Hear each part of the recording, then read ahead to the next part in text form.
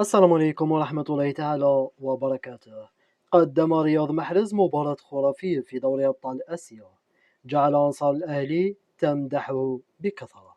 شاهد للأخير لتعرف ماذا قالت الجماهير السعودية عن رياض محرز، ولا تنسى الاشتراك في القناة وتفعيل الجرس ليصلك كل جديد. قدم الدولي الجزائري رياض محرز واحدة من أفضل مبارياته مع فريق الأهلي هذا الموسم، وذلك ضد السد القطري في دوري أبطال آسيا، حيث قدم أسيست الهدف الأول وسجل الهدف الثالث لفريقه.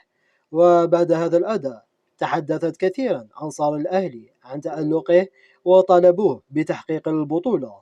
أحد المدونين على موقع إكس كتب: مبروك يا أهلي هذا الفوز وهذا الأداء المتوازن والمقنع رغم النقص في بعض الأماكن.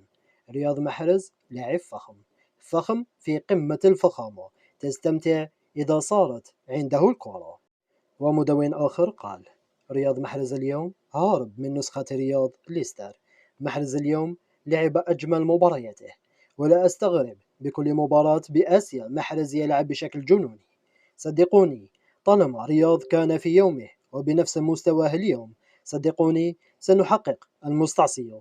محرز معطي البطولة أهميتها، مستوى جنوني من رياض والنخبة تحت أقدامه.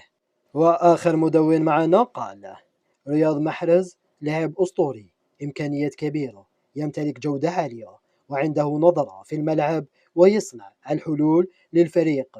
لاعب مكسب حقيقي لفريقنا الأهلي.